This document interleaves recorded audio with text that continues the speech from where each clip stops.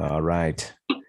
We are live on the air. Welcome to paraglidingtalk.com. I'm your host, Robert Michaels. So glad that you're here. We are really going to have a great time tonight. We have an amazing guest. I actually didn't really know how amazing until we just started doing the pre-show stuff. And I'm super stoked tonight. We're going to have a great time. This show is brought to you by PPG Zone. PPG Zone is a platform for social media for pilots. Go check them out and make yourself a profile, ppgzone.com. That's ppgzone.com. Also, Midwest Parajet sponsored this show, and they're amazing people. Go check out their website at midwestparajet.com. Also, the show is brought to you by PPG Smoke. PPG Smoke makes all kinds of good stuff. Check out some of their flotation PPG Smoke chase cams. The headset, Unity headset, is flying off the presses as we speak. There's machines making those, so they're going to be coming, hitting your mailbox soon. Stay tuned for that. There is a website if you want to reach out to PPG Smoke. That website is ppgsmoke.com. You can actually get right a hold of Ryan Roberts. He runs the whole organized crime community there. Check that out. Also, if you blow up a prop, you need a brand new prop for your paramotor, guess where you should go? Paramotorprops.com. Of course, they have great deals, and their website is paramotorprops.com. It's easy to remember. Also, the show's brought to you by Para Orange Products. They were our first sponsor, and I really appreciate them. Larry and Chris, they've made all kinds of stuff to protect your gear. They're even selling wings. They've got all great deals. Their website is paraorange.com or paraorangeproducts.com. And I'll come back and mention some other sponsors. If you want to be a sponsor of the show, or maybe you just want to support the show on Patreon, you could do that. There's links in the description. And any one of our guests that we have on the show, you can get a hold of them. Links will be in the description for them as well. Tonight's episode is an amazing one. It is one that I've literally been waiting for 3 years to be able to have. And so I want to fire this one off by saying, first, I want to apologize for not knowing as much as I should about our guest. And I've just been super busy. Everything that I've been, you guys know, some of you know my personal life. It is busy. And that's not even counting all the kids. I think I might have lost one. I don't even know. It's crazy. But we've got just a real wealth of knowledge. Steve Mayer is with us. Steve is an instructor at the Point of the Mountain. He refers to himself as a South Sider, and I've been to the North Side. I did not get to fly the South. It looks like an amazing place to fly. I was there. I hung out with Brad for an afternoon, and then I didn't get a chance to fly because it wasn't flyable. But Steve he has excellence in paragliding. He's an instructor. He's also got quite a bit of influence in the PPG world. He worked with Jeff Goen on some of the PPG stuff.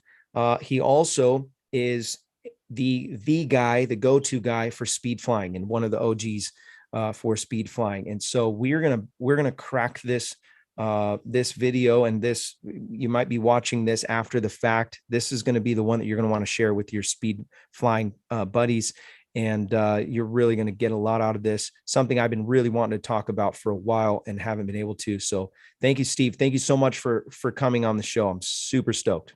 Yeah, I'm excited too. Thanks. So Steve, tell us a little bit about yourself. How'd you get into paragliding? And I know that you've done some kite surfing, speed flying. You even messed around a little bit with hang gliders at one point. They're too heavy. We talked about that before the show, and I agree, they're super heavy. Talk about how you got into the sport, and then we'll talk a little bit about instruction. Yeah, so I grew up in the paragliding mecca of Kansas. So not exactly a mountainous state, but I love the mountains, and begged my parents to move, but they wouldn't let me. So I went to school in Colorado, and I saw people paragliding back in the day. We're talking in the early 90s. So the very beginning of the sport. I was really into rock climbing. And at that time, I went to a show with Todd Bibler, and he was a famous mountaineer, if anybody knows Todd Bibler. And he goes, okay, you guys all know about mountaineering. We're going to talk about this new thing, paragliding. And at the time, one of my best friends, Will Gadd, and I were sitting there and our eyes lit up. And, Will Will's Gadd. a legend. So Will and I were climbing buddies, and we, we were like, wow, paragliding, that's it. We're going to get paragliders and learn how to do this. So he was living in Boulder.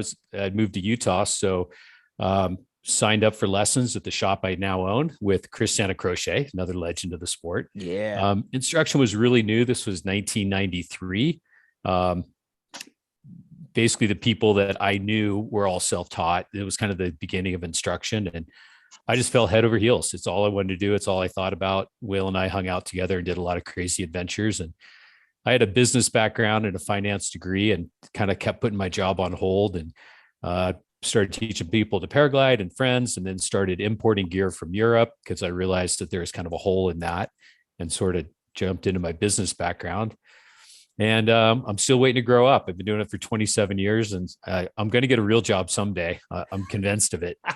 But it just one thing kind of led to another, and it's just sort of been a dream scenario. And that's kind of where I'm at now. Man. So Will Gadd, are you serious? Okay, so hold on a second.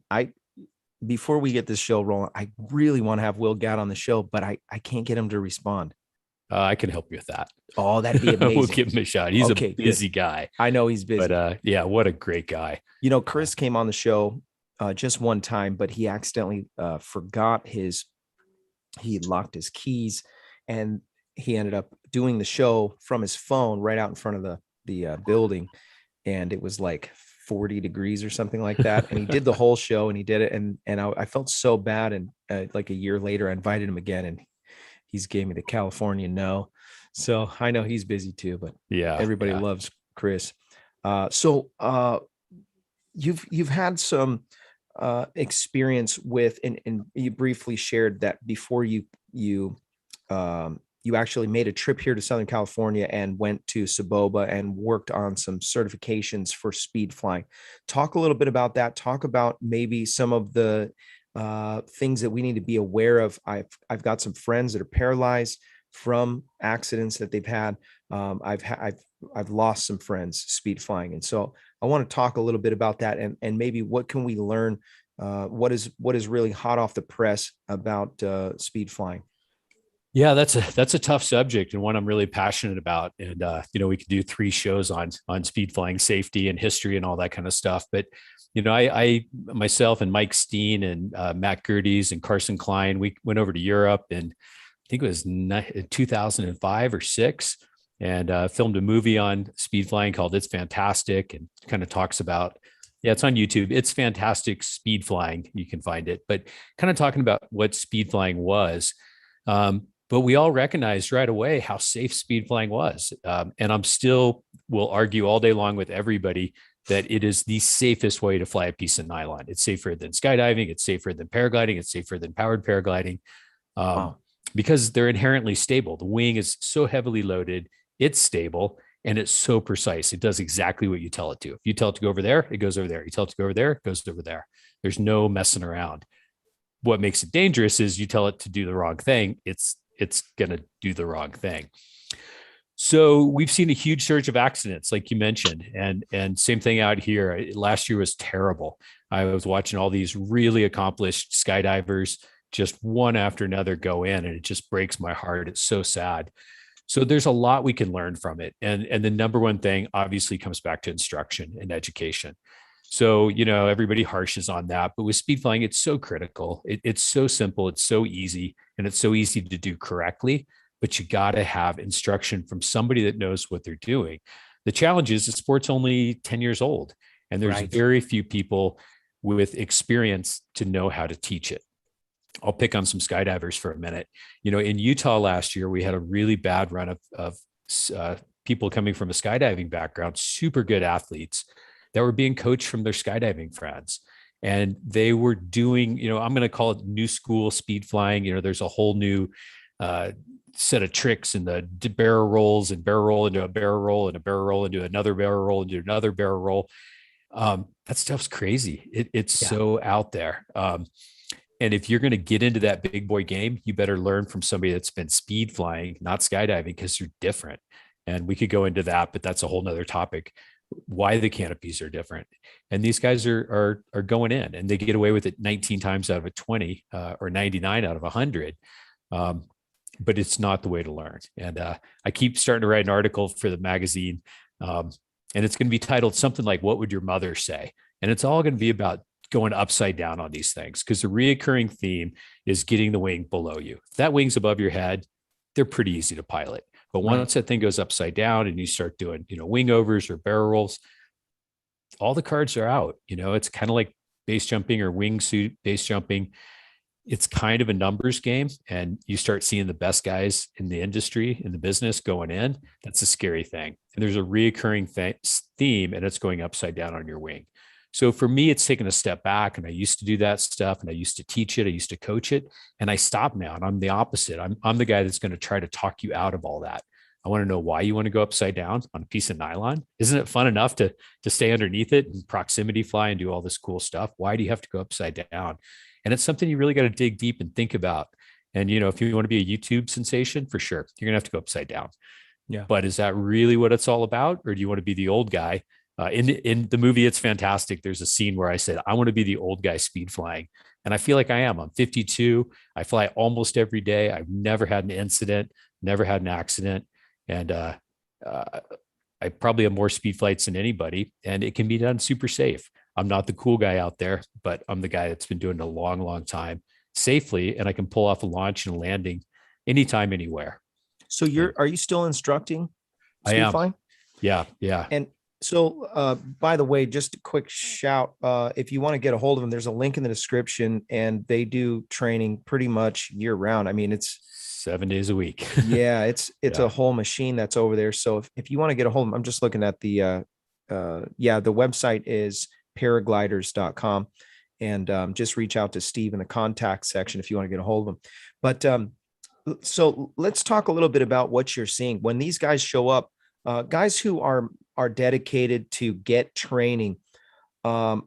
There's a difference. There's obviously a lot of different people that are going to show up. You're going to have people that are going to show up that are just like, hey, look, I'm already the man, and I just want your sprinkle some good stuff on me. And then you're going to have these guys that literally can't hit their boat with both hands, but they show up and they want some instruction. What are you seeing that is the most scary thing that these guys are coming to, and you're like, hey, don't do that. I want to advise you to just focus on, whatever it is. Talk about that most common thing that you're seeing. Yeah. So, it kind of goes back again to instruction. So the United States Hang Gliding Paragliding Association decided that they would encompass speed flying, and we can be insured as speed flyers, meaning we can go to insured paragliding sites and speed fly. To do that, they require that you have a P2 license, your paragliding basic license. And, in the old days, we were like, oh my gosh, this is so much extra work. We can take these skydivers and these great athletes and just move them right into speed wings. But almost all the guys that really wanted to get into it would come back to us and say, I missed some fundamentals. I missed the weather talk. I missed the, what if it does collapse? I missed all these little points. So I love that we do that now. So now we make people have their paragliding license first. We won't start anybody's speed flight. I don't care who you are, how good you are. You have to have a paragliding license. A lot of that reason sort of boils down to where speed flying's gone. In my mind, we call it mini wings. It's a mini wing rating. But within that mini wing category, you sort of have three different styles. You have true speed wings, which are really, really small and dynamic. What you see the guys with skis on, dogfighting the canyons, that's a speed wing. And then you have mini wings, and that's a mini paraglider. So it flies just like a paraglider. It's dynamic like a paraglider. It can collapse like a paraglider. It can go up like a paraglider. It's just smaller and faster. You're saying like 16 meter smaller? It's more the style, longer lines, size. Yes, for sure. I have a 13 meter mini wing, but most mini wings are 15, 16, 17, 19, somewhere in there. And then you have hybrids, which are kind of halfway in between. Like in the ozone line, the speed wing would be the phaser and the rapido. The mini wing would be the Zero, and the hybrid would be like the Dragonfly. People are used to the ozone lineup, and the hybrids are great. They kind of do everything well. So a lot of the problem that we saw is this. I'm going to pick on skydivers again. The skydiving crowd, the pro skier guys, they were getting hold of true speed wings, the ones that are made to be done with skis on, and they're so stable. They got giant, fat, meaty cells. They're easy to launch, and they're going down. They have high angle of attack. They're ground hungry. high wing loading, so really stable. And they were doing okay. Things were going well. But then their buddies were getting on the mini wings and soaring. And they're like, well, that's cool. I want to stay up. So they pick up a 15 meter or a 17 meter. And all of a sudden they go into rotor, which on a true speed wing, rotor's not going to really bounce you around that much, maybe a little bit. Um, so they fly into rotor, or they go up in a thermal, or they take a collapse. So stuff starts happening and they don't have the training on how to deal with that. So that's a lot of the issue we see, is people that are advancing quickly and moving into different categories of speed flying without the paragliding background and knowledge, leading to some really bad accidents, which give, the whole sport a bad reputation. Right. Yeah. My first instincts when I got into the sport, I violated some rules, and I bought my own gear on the internet. I ended up showing up at a site that's near my house, and it was a regulated site, or it is a regulated site. And I had no rating. And I basically was like, yeah, pound sand, I'm going to do whatever I want. And it didn't dawn on me until way later, the not only the risk that I was taking, but the risk that I was taking for the fun and the future of the sport. And I crossed some lines. I did some things, but I'm trying to make up for it. That's why we have a show. I've got all my ratings. I'm a part of all the clubs. Yeah. I pay all my dues. I make sure that I'm a part of it if I can be. And my that instinct. How do you get past that facade that people have about, I could teach myself. I'm a skydiving pilot. I got this. It's a hard one for me. A lot of it is trying to find out common ground. They're not going to listen to me. I used to skydive a little bit, but I try to find a mentor. I try to find, guys like Scott Roberts, that his wife runs Blue Sky Magazine, and Mike Steen and Matt Gerdes that owns Squirrel. So a lot of these skydivers know some of these bigger names. And I'm like, hey, this is my 2 cents, but you should reach out to some of the people that you respect and some of your mentors in the skydiving world, and just hear what they have to say. And they're going to say the same thing. So it's all finding the right person to look to, the right mentor. Guys like Marshall Miller, I trained at Paraglide, and he's always like, man, I'm so glad I did it right. I'm so glad I did all the lessons. And, the whole GoPro bomb squad, we have so much connection with all these guys.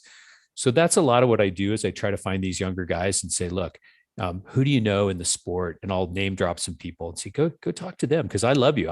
I want to sell you gear. I want to mentor you. I want to teach you properly. And even if that means me not making any money, we got to do this thing together, and the whole showing up to sites and not being regulated or not being certified, that's a tricky one too. And I've kind of given up. They show up, they potentially put flying sites in jeopardy. Right. They haven't really shut down a lot of sites, but that's such a real possibility. So I try to spend a few minutes talking to people about, what it's like to be a good role model and ambassador. And unfortunately, there's, some YouTube people out there that people are looking up to, that they really perhaps should look for other mentors. Right. What do you say to the aspiring pilot, and what is your kind of segue through the wings? Talk a little. I know you mentioned that you won't give a rating to somebody who doesn't have a P2. Talk about what the progression looks like. So, as soon as they get their P2, we can move right into speed flying. There doesn't have to be a break. If the person is not let's call them extreme athlete. I don't like that word, extreme sports, but they should maybe go fly their paraglider a little bit. But I truly feel speed flying is safer. The landings can even be as soft or softer than paragliding landings. So I don't mind taking people right into speed flying. As far as the progression, everybody's different. It's kind of interesting. Some people I want to put on a mini wing first. Some people I want to put on a hybrid first. Some people I can move right into a speed wing. So there, it kind of really depends on their background. We really like these hybrids that are good for foot launching. You can do a little speed flying with. You can speed soar. That's kind of the new buzz word right now, is guys out there ridge soaring when it's super windy. We had like 10 of us out this morning at the point. It was blowing about 25 to 30, and we were just having the time of our lives. So the hybrids work really well, but generally I'm going to start people on a little bit bigger wing. Depends on how much they weigh. We're going to start on a 19, we have a 20, and then I'm going to move them on to a 17, then a 15, then and just depending on what their goals are, we can move them down or move them up. But for me, I want to put them in the training on a variety of wings, because if they just learn their one specific wing, their say true speed wing or their hybrid or their mini wing, I want to make sure they're well versed in the differences. So when their friends like, hey, go fly this or go fly that, they have a little bit of training. They understand trimmers. That's a huge thing. There's a lot of misinformation or bad information or confusing information about trimmers, and they make all the difference in the world on a speed wing and the dynamics of how they work. And I'm kind of horrified by some of the misinformation out there. Oh my gosh, we have to do another show. Steve, can I'd you? love to.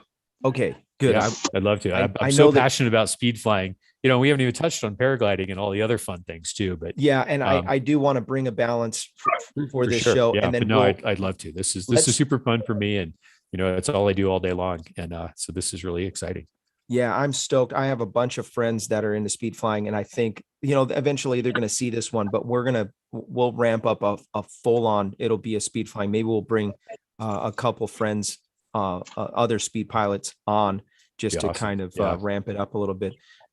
So let's talk a little bit about your choice on when you're going to go speed flying. What's your wing that you grab, and talk a little bit about maybe the pros and cons of speed flying compared to paragliding. Well, so obviously in a paraglider, you're going to stay up, you're going to ride thermals, you're going to go cross country potentially, you know, sort of the upper echelons of paragliding is how high you can get and how long you can stay up. The upper echelons of speed flying are how fast you can get down and how small a wing you can fly. So it's kind of funny. They're like completely different, opposite dynamics. I have found with my lifestyle, I tend to dart off. I do a ton of different sports. I ride bicycles almost every day, and motorcycles, and kite surfing, and a whole host of other things. So that's one thing I like about speed flying is it's not such a time commitment. I don't know, you know, when I go paragliding, maybe I'm going to go 20 miles, maybe I'm going to go 70. I'm going to have a ride and a retrieval and all that. Whereas when I go speed flying, I'm hiking up, flying down, and get in my car and leaving. So I can make it as quick or short as I want. As far as my wing of choice, I'm a big fan of Ozone. I really like their products, but I fly everything. I really try to get my hands on everything out there, in our shop sells everything. We're dealers for every brand. But when you said which was my go-to wing, that's a tricky one because I'm spoiled rotten and I have A lot. 11 or 12. Oh my gosh, But you know, Steve. my favorite is the mini wing. The I fly a 15 meter light speed, which is like the new Zero. It's a lightweight Okay. version, and it's just I can do everything on it. And is that so you can hike up and it's just nice for the hike? Yeah, it's super small, packs down really tiny, you know, and I can hike up, I can fly around, I can soar the mini wing, I can get aggressive with it. So it's super fun. If I'm just going for you know, if it's really turbulent conditions, I'm a big fan of stability. I have a 12-meter phaser, which is kind of a Ozone's more beginner speed wing, and man, I love the stability of that. There's days where I see other guys flying other. I mean, that's another thing. So I'll hike up and sometimes I'll take two wings because they're so small. I'll have like my tiny phaser, which is really stable, and I'll have like my bigger mini wing, which is less stable. And if it's a nasty, rotary, swirly day, I'm going to grab the more stable of the two. Wow. But it's knowing those conditions and having the right tool for the job. And yeah, it's an expensive game to be able to have the right quiver to do it all. But with that, I don't have to do as much fine tuning my weather forecasting, you know, because I can make that decision on the fly. You ever have situations midair? Big Tex actually brought up a good point, and he said basically once you've launched, you're committed. He asked the question, how do you train someone to start that first flight safely? Well, again, if we're talking speed flying, we will have already gone through the paragliding program. And I really like it when I train them because I know exactly where they're at. We have 5 instructors in our school, but between the 5 of us, you know, we're going to know where you're at. But we start really low. We start on the little training hill. The first flights, you're not even getting airborne. You're just running down the hill, controlling this wing above your head, which is quite difficult. You know, everything's harder on the ground. So we spend quite a bit of time ground handling. We go down to the training hill. We have them just kind of run down the hill and try to keep that wing overhead. And they all want to fly. They all want to jump into the air, and then it doesn't work, and they go tumbling down. And you know, they perfect that basically kiting it down a hill before we actually take flight. But because of the way we do it, the transition is actually pretty simple. I like that. Let's talk a little bit about your um, most. By the way, a couple people donated in the super chat. I just want to mention Shannon Brooks donated $10 to super chat. Matthew S. Donated $10 to super chat, and yeah, he said made all the better. So dope episode, made all the better by Steve for using a legit mic. Yeah, it is. It is. Sounds really good. Thanks to my kid. Yeah, that. I didn't even own one. I found his old gaming mic laying around. So Snatched it. I'm from glad him. it works. Yeah. Yeah. My kids got one for Christmas, and I was playing around. There was a bunch of clothes on the couch, and I said, "Hey, fold your clothes. Let me have that." And I put it on, and I start playing Fortnite. I'm not very good at all, and I was like, "Man, this thing is nice. Steal this thing. If I didn't have this good mic, I would use it." Gyro Jefffer donated $5 to the super chat. He said, "Flat tops and dominators with super training, baby." Nice. Thank you for that contribution, Jeffro Gyro. There was another question, and I'm so glad that these are staying in the realm of speed flying. You mean Gyro Jeffro? Yeah, Gyro Jeffro.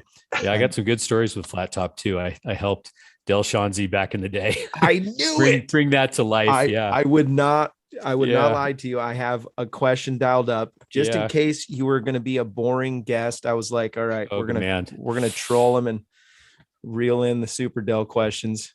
Yeah, we'll keep that pretty generic, but it's a really fun story how flat top came about. And he's been on the show. Oh, good. Yeah, I helped him back in the day sort of build a better mousetrap, and at the time that was the best mousetrap out there.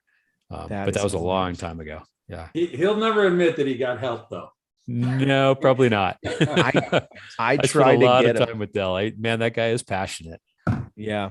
I tried to get him to name drop some of you guys, because I knew that there was going to be guys like you that were out there that influenced him and helped him. And his answer was God. God was my instructor. And I would have predicted that. Yep. So Jared Sajgin, he said, what is his opinion on paraskiing, and what kind of wing and skill do you need for that? Great question. Sausage.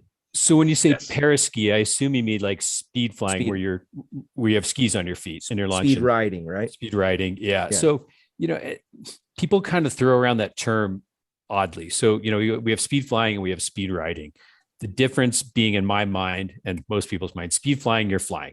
Speed riding, you're actually trying to stay on the snow quite a bit more. So it's all about having a wing that has a really high angle of attack and is very ground hungry. So you're more on the ground than in the air. Funny story. We went over to Europe for the first world championships of speed flying, and it was Matt Gerdes and Mike Steen and Carson Klein. And these guys were infinitely better than anybody else out there. And they're throwing barrel rolls and just doing stuff that made everyone else look silly.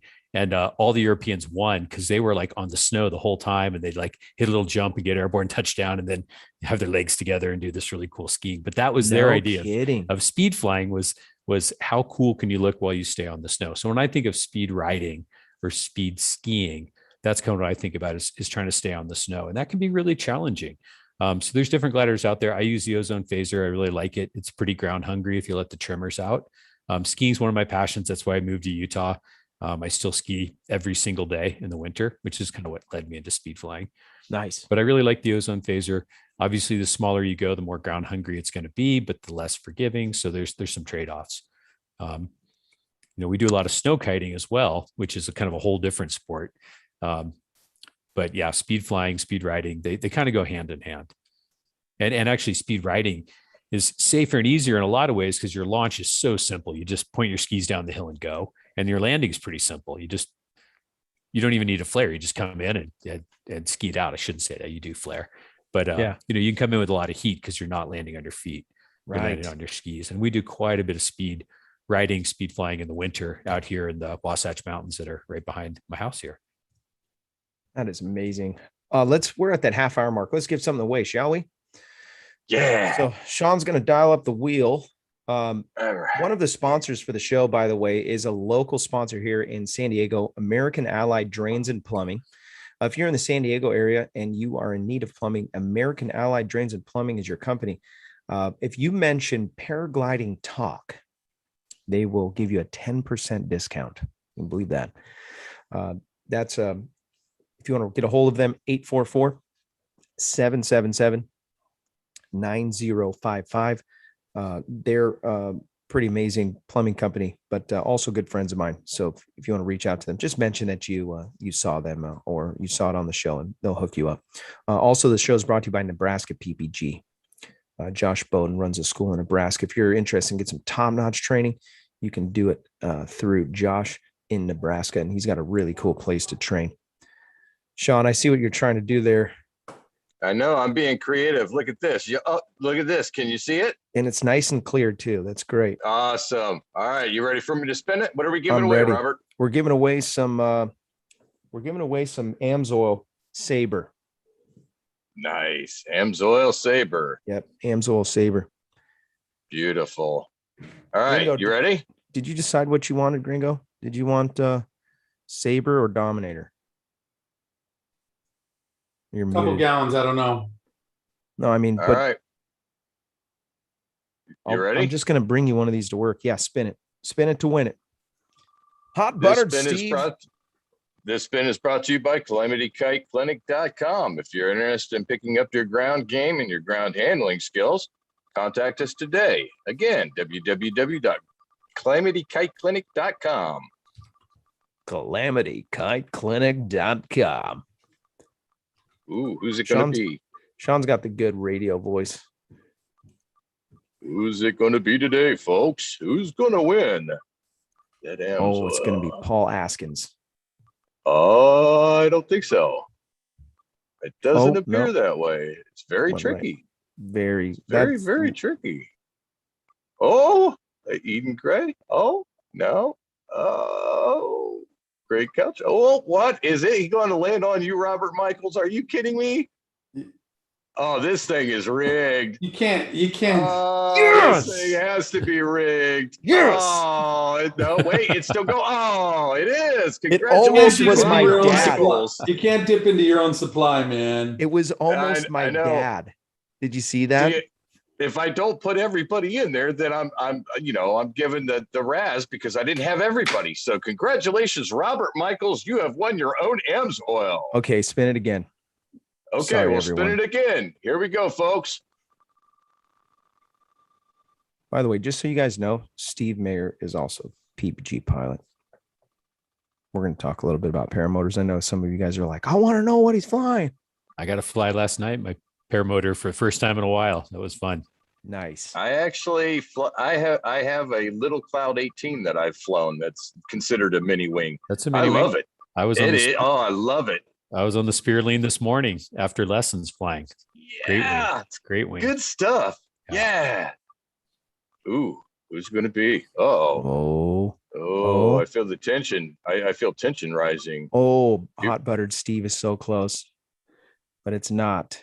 Oh, I think it's going to land on Flying Flamingo. It's going to be right on the line between Matt Cowan. It's going to be somewhere. Oh, it's close. Matt. I'm good at the suspense. Congratulations, Matt Cowan. Matt Cowan. Winner of some Amsoil. Winner, chicken dinner. Congratulations. Reached out to me on the website, paraglidingtalk.com, and give me your contact information. Give me your address where to send this Sabre. If you don't want Sabre, if you want another Amsoil product, you can let me know that too, and I can just give you whatever you need. But thanks for watching the show, and I appreciate you being in there, taking care of that. And thank you for spinning the wheel, Sean. You have to thank you. Unspotlight this. Remove spotlight. There we go. I'm using technology, y'all. I'm learning. Yeah. Your phone is way better than that other computer that you had from 1980. I know. It was dial-up. Last week he was using a dial-up computer.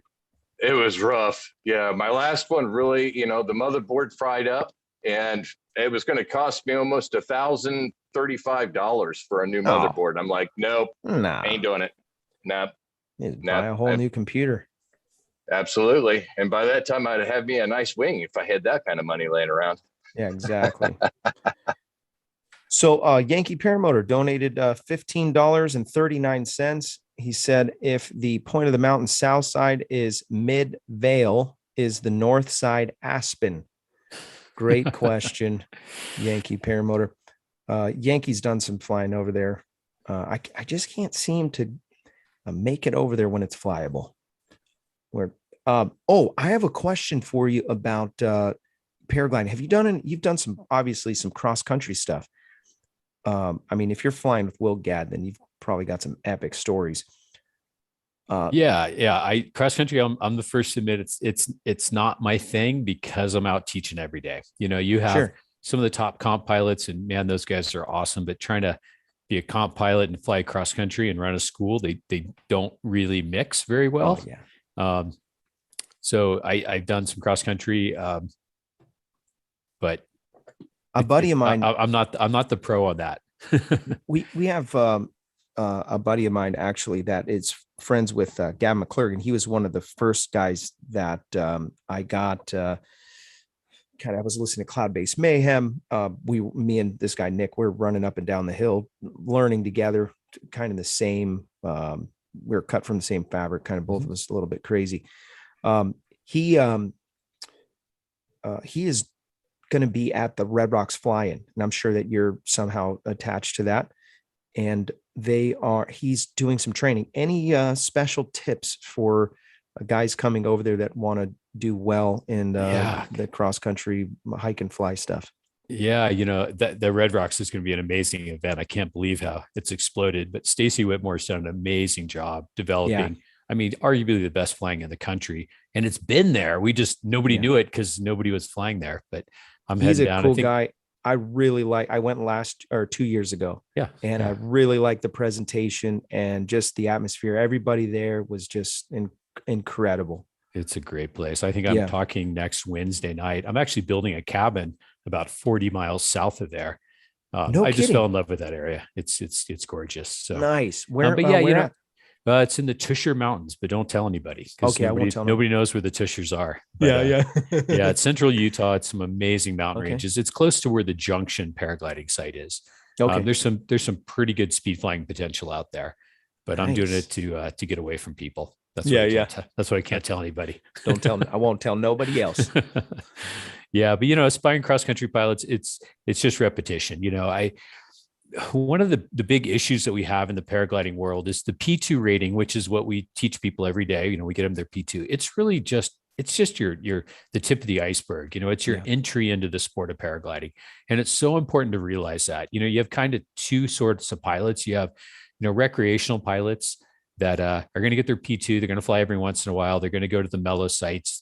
They're going to do sled rides, and that's wonderful. And if you go to Europe and you spend any time traveling around Europe, that's the majority of pilots. That's why paragliding is so big there, because the culture supports that. They support this like beginner, I'm just going to do sled rides. I'm going to keep it mellow. For whatever reason in the US, we're all tough guys. And, everybody's like, oh, well, have you gone thermaling yet? Have you gone cross country? Have you been to cloud base? And man, that's like, yeah, totally. And that's like next level, that requires, that requires some Brad time. We call it, you got to go get an SIV. We send everyone to Brad and Cody out here. So it's just so important. If you're going to be a cross-country pilot, you're really, really, really up in the game. You got to take a clinic. You got to have some mentors. You got to understand the risk associated because it is risky and people get hurt. They don't get hurt doing sled rides in mellow conditions. Right. So if you're willing to take that next step, seek instruction. We fail as instructors because we don't know how to make that happen. That's now on you. We can make it so you have to have a P2 to fly sites, but from there on, it's up to you.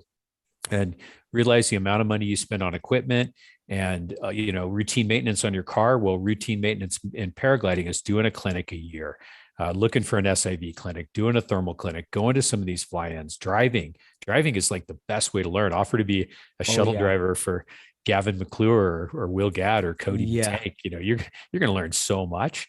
So we encourage that quite a bit. But, best way to become a cross-country pilot is hang out with cross-country pilots, but don't go to a new site expecting to go cross-country. Go do some sled rides. Go get used to the site. Go drive shuttle.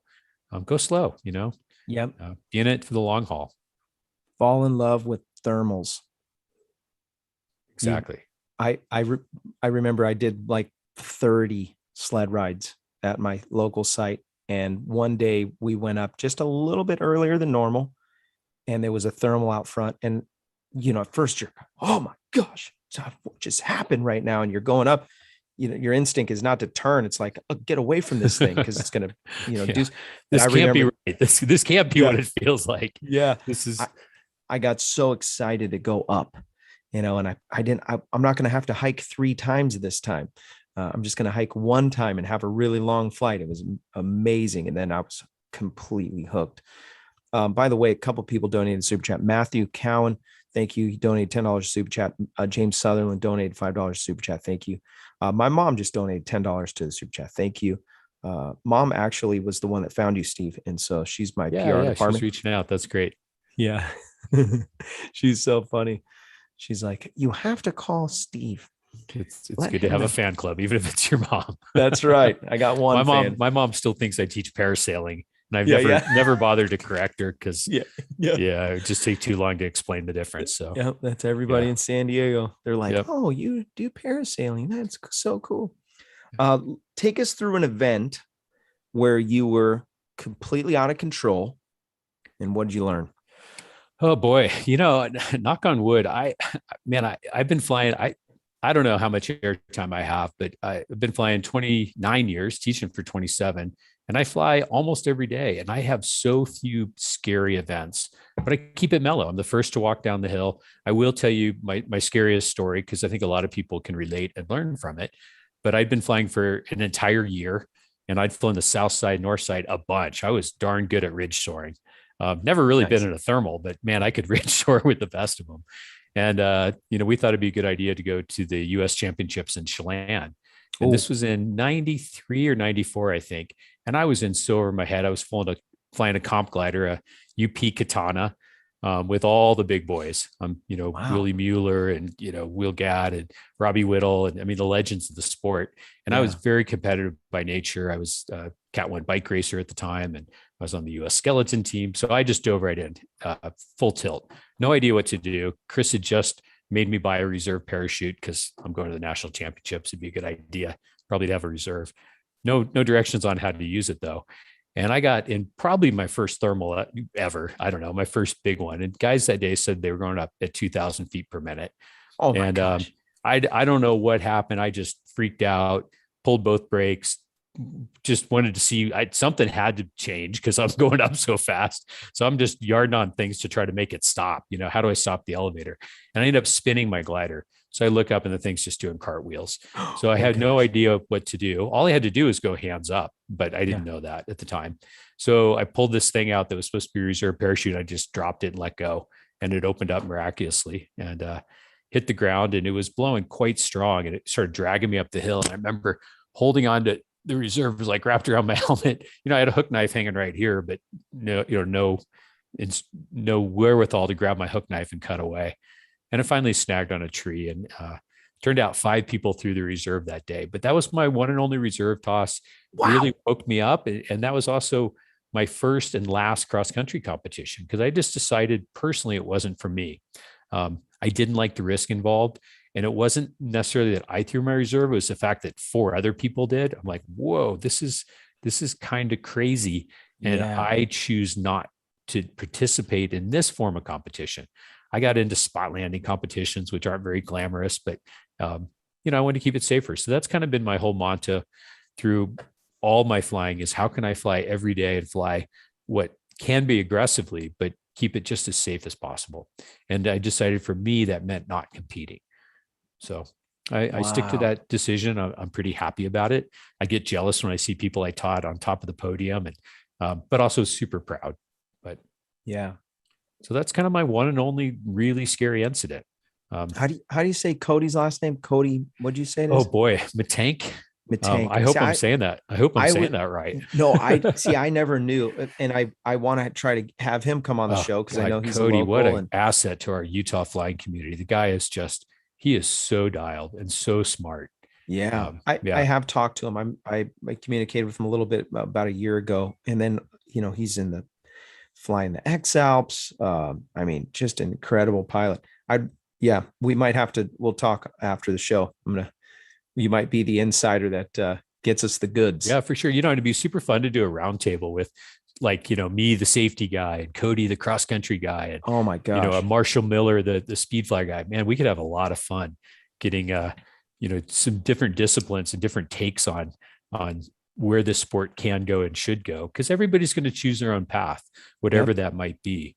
And, I'm the guy that's going to teach you to fly safe and mellow and try to talk you out of all the bad stuff, where there's, guys like Brad Ganuscio is one of my best friends that's going to show you what to do. Brad's always trying to get me to go out and tow with them. And frankly, I'm scared to death. I don't want to do, I'm like, dude, I work on keep my wings solid and stable. And I'm doing a really good job at that. Yeah. Why do I need to mess up a good track record?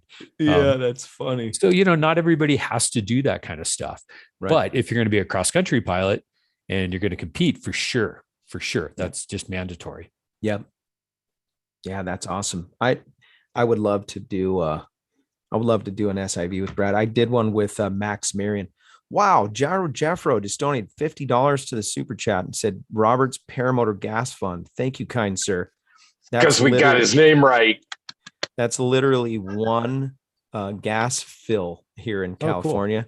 Cool. One $5, or 5 gallon full tank. full. Nice. Yeah.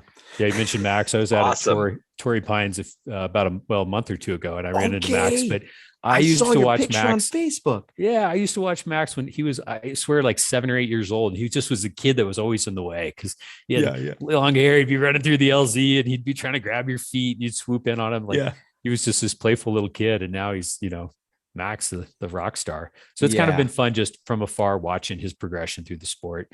He's a great friend. His dad Robin is, what a character. Yeah. So. Yeah. I have a great relationship with those guys. Actually, I put an air conditioner on Robin's house, and cool. Max kind of helped start the show. And in essence, I pinged him and I said, hey, this is what I want to do. And he's like, let me know how I can help. And he's been just a huge asset. They're actually a sponsor of the show, by the way. The show's brought to you by Torrey Pines Glider Port.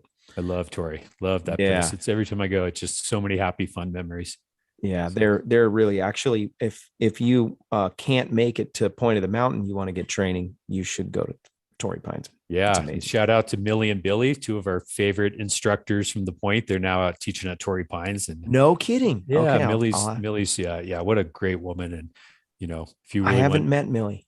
Oh, she's great. Look her up when you're out there. Okay. And any ladies, what a great, having an awesome female instructor, super just dialed. Nice. That's a big asset to Torrey Pines. We tried to get Millie to come back to Utah. She was supposed to come back and work for us. She's like, I'm gonna have to work at Torrey. So I'm happy for her. Happy for both of them. Torrey is just a beautiful. I mean, how are you gonna argue with Torrey? Yeah, it's great. It doesn't snow, Torrey.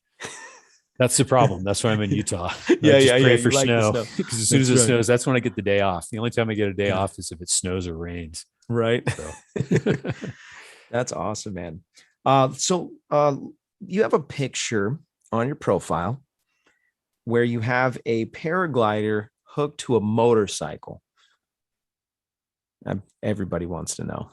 Yeah, they literally logged on, clicked the thumbnail because of that, and they're watching the show because of that picture. I've had so many people come up to me when they learn I paraglide, and they're like, "Dude, you got to check out this video of this guy flying a Harley." It's like, okay, send me a link. Yeah, that was a super fun story. We did some work with Nitro Circus and Thrill Billies, all the guys from Jackass. We did some filming work for them, and we're friends with a lot of those guys through Matt Hoffman, legend of BMX biking, who we taught to paraglide. Yeah, just, I don't know, one thing led to another. And we met all those guys and hung out with them at the X Games, but we met Travis Pastrana, and his team came to us and said, hey, we're going to do a stunt. He does a million stunts. We're going to hook a hang glider onto a motorcycle, and he's going to fly it off the Grand Canyon and then bail and throw a reserve parachute. I was like, sounds awesome.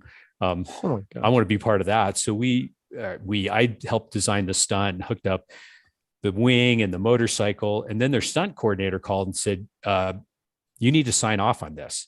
I said, well, Travis needs to get some basics on how to fly the hang glider. Oh, yeah. They're like, no. He's just going to send it. And I'm like, it's not the best idea. Like, this is not real tested. They're like, it doesn't really matter.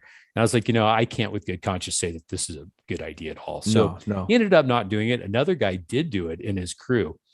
But through that whole process, I had always dreamed of hooking a paraglider onto a motorcycle. So I've done it with bicycles. I'm really into biking. So I've disassembled bikes. I've drugged my bikes off hanging from a rope. I've done all kinds of stuff on bicycles, but I always wanted to do it on a lightweight dirt bike. And I told the guys about this. They said, could you do it? I'm like, 100%. I think about it every night. I want to be able to go up to a paragliding site on my motorcycle, my dirt bike, and hook it on and fly off and land and pack up my wing and drive away. That's, the dream. And they said, well, can you do it on a Harley? And I was like, What? I don't know. How much does that weigh? And they're like 550 pounds. And I was like, well, if you get me a Harley, if I can do it on a Harley, I can do it on a dirt bike. So it was some guys doing it for a local Harley dealership.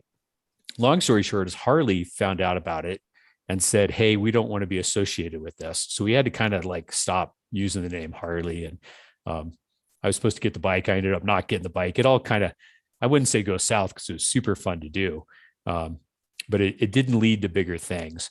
But it was great. I knew it would work. When we go to Oldenez in Turkey, I'd flown off with 3 other people attached to my wing, base jumpers, which we can't do in the US, but we can do anything in Turkey. So I knew the wing would hold the weight. I wasn't worried about it. So we built a frame around the motorcycle. And what you saw in the video is really the first day we did it. We actually top landed it and soared it. We did a lot more stuff, but most of that footage was from the first day. And it was just, there's a nice breeze and it was actually a piece of cake. The scary thing is it was yawing a lot. So as I'm going, it was going, whoa. Ooh, and I'm like, oh man, if this thing goes too big and spins me up, I'm in trouble. So I had to fly it like a little old lady. Yeah. And the yawing was a little scary, but I still want to do it on a dirt bike. I've talked to several people. I'm just waiting to get the right dirt bike because it worked out pretty well. And if I can do it on a 550-pound Harley, then with a lightweight dirt bike, it should be pretty easy to do. Wow. So and the dream will become a reality. So maybe that's what I'll do when I grow up. I'll invent flying motorcycles. That is insane though. That the fact that you took, how this tandem wing that it's you just used. my normal tandem. It's a Ozone Magnum 41 meter. It's, or 42 meter, I guess. But yeah, again, I knew it'd hold the weight. I ran it by my buddies at Ozone. I just said, hey, it's just not a problem. They're wing loaded so heavily. Wow. But yeah, that's, and it was neat. It was, other people are flying around me, screaming and yelling. It was so fun. And, I still get a lot of comments on that. It's all over YouTube. If you just Google flying Harley Davidson, and it's fun to watch. It's my claim to fame. That is my only one. Have you seen the guy that he's there also? He's an instructor that he flew with the bed, and he puts a covers over his eyes. He gets in the bed and he lays down. He's got the alarm clock and this. I talked to him. I tried to get him on the show right after he dropped that video. Yeah, it's funny. A lot of people called me up and said, hey, have you seen that one? But if you ever have gone to the Coupe car or seen the videos of the Coupe car in France, it's a huge event, and it's hundreds of people. It's people going off with a full, band set, drums, and you name it, beds and couches, and 6-7 people hooked onto a paraglider, cars. You name it. So all that stuff's been done. And watching the videos from Coupe cars, it just puts a huge smile on your face. Oh yeah. I really like the long, dragon tails and like there was one that like a giant glowworm. There's some really fun ones. Yeah, there's some crazy stuff. That's coming up pretty quick here. Yeah, I'm not sure when it is this year. I used to go every year. It's a massive trade show. And if anybody ever wants to get, the full European experience, go to that event. You're probably not going to fly a lot during it because there's so much activity going on, but a massive trade show, and you get to meet all the legends and, walk in all the booths. And, that's where I got a lot of my import savvy or business, was just spending a lot of time in Europe and getting to know all the manufacturers and then bringing the products back to the States. But that's a great event to connect with a lot of people. That's great. By the way, the show is brought to you by iFly Indiana Powered Paragliding. If you're interested in flying paramotors, no better place to get proper training than iflyindiana.com. That's the website. Kevin and his team will get your feet off the ground. That's iflyindiana.com. Also, the show is brought to you by Lone Star Paramotor. If you're in the Lone Star state of Texas, you can reach out to Ron Turan and his team for world-class training. His website is lonestarparamotor.com. I want to mention the future of the show is dependent on you guys come here every week and watch. And so I just want to say I really appreciate everybody that's been a part of the show from the beginning, and everybody who's contributed to get us where we're at. We're 3 years in, pretty much, somewhere around there. This is episode 185. And I just want to say special thanks to the moderators. What you guys do is, if you see these guys that are in the chat and they have a tool next to their name, they've done something that has been exceptional for the show. They've done something, or they've stood out in the flying community as being excellent. Very soon, we're going to do the Freedom of Flight Leadership Award. We're going to give that away, so stay tuned for that. We're going to issue that out. This will be the second one that we've ever done. So we did one last year. We're going to do another one. It's a really nice. It's a trophy looking thing, and you'll appreciate that. So stay tuned. You're going to see some emails coming. I don't like to spam emails because people are busy, and you get a bunch of emails. I get 25 million advertisements every day on my phone, but be paying. Don't just delete that one. The next one that I send out. Want to encourage you to really take a second and just think about somebody that's done a great job and done something exceptional for the sport. And so nominate somebody. Stay tuned for that. I'll make more announcements as that happens. Mike S. asked me, did you get a sticker in the mail I sent? I believe I did. Thank you, kind sir, for your sending stuff. You must have sent it to my P.O. box, Mike. I need to go in there and dig out whatever's in there. If you want to send stuff to the PL box, there's a link in the description, by the way. I put some stickers up here in the back, and I'm going to make this my little sticker wall for you, for the fans. Steve, I want to just real quick open up for the chat. If there's anybody that has questions, you have something you want to ask Steve. He is obviously he is here for you. This is your opportunity. It's insane. Did you click optimize to share before you shared that, Gringo? I probably did not. Let's see. Yeah, I always forget to do that too. Yeah. Or just look Why choppy. was it sputtery? Was it Yeah, a bogging? little bit. Yeah, it was just choppy. Yeah. Try it again. Anyway, yeah, that's pretty cool. I think people in the chat are starting to Google it and check it out. Yeah. I put the link in there as well for that video. Oh, that's awesome. Cool. Thanks. By the way, Craig Taylor, do you have something that you want to? I would actually. Resurgence PPG is a 501c3 nonprofit for veterans by veterans. If you have not had a firsthand interaction with these guys, please make it a point to donate, help them out in any way. And if you do get the chance, spend a little time with them. They're fantastic fellows, men and women of our armed services that want to learn to fly paramotors. It's a fantastic program. They need our help. Amazon will help with that at smile.amazon.com. Choose Resurgence as your charity of choice. Check them out, resurgenceppg.com. Check your NOTAMs and TFRs and fly safe. Excellent. Now I gotta say, even with the lag in the background, Craig Taylor kept that together. Good job, Craig Taylor. Awesome. It was feeding back in there a little bit. I'm sorry because I wasn't ready, and I keep a second computer running so that I can put the links in when you say them, since Nice. the Zoom is on a little bit of an advance than the YouTube. So Yep. sorry about the No, it's good, man. It was very It's all good, subtle. buddy. I was surprised you kept it. I would had to have stopped and hit a button or something. I would not be able to just keep going, but you did excellent, sir. You see, I looked for it and I was like, forget it.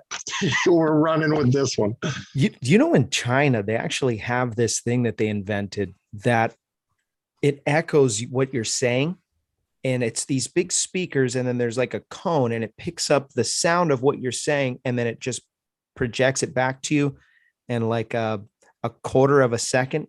And it makes you stop what you're saying. It confuses the human mind and messes you up. And so that it's like a anti-speech gun or something like that. Look it up. It's Oh, crazy. wow. Yeah. Mhm. They found a way to stop people from, Yeah. it's like the First Amendment gun. My phone does that sometimes. I'm gonna have to get one of those. Yeah. Yeah. When you got a mouthy kid, you can just point it at him. Silence. Yeah. So we are out of time tonight. I really appreciate Steve. Thank you so much for coming on. Just a wealth of knowledge. Special shout out to my mom for connecting us. And I really look forward to Steve. Please, if you're coming to San Diego, I'd love to hang out with you. And can we do another show in, say, I don't know, a month from now, something Sure. like that? Yeah, just let me know. I'd love to, and we can pick some topics or maybe bring on some other guests. That would be Guys, amazing. and yeah, because I'd love to dive more into some of the safety issues and training and where gear's gone. There's a lot we could have fun with. I would love to do that. Who was that guy that you mentioned for speed flying? Miller? Marshall Miller, he's part of Marshall. the GoPro bomb squad. Marshall's a great guy. We got some other just legends out here that are just sending it. Guy Carl from I think he's speedflyingusa.com is just crushing it, opening up all these new lines. Really? Man, there's some really amazing things going on in the speed flying world. And we're working on making better training programs and more encompassing to help educate people and try to cut down on some of these accidents that just don't need to happen. Because like I said, speed flying is should be a safe activity. And Yeah. we want to keep it that way. Yep. Super fun. That's what it's supposed to be. Exactly. Nothing else. Yeah. Right on. Well, we're going to go to the after show. Stick around. If you are one of the Patreon supporters, or you're supporting the show on Patreon, or if you are a super chatter, you can drop your link in the description or in the chat, and I'll send you an invite for Steve's just going to stick around for a few more minutes. And if you want to be a part of the show, if you want to be a supporter on the Patreon, you can do that. There's a link in the description. And I really appreciate everybody that's been a part of the show. You guys are awesome. So Thank you, guys. Till next time, if I don't see you on the air, I'll see you in the air. Have a great night. Thanks for watching. Paraglidingtalk.com.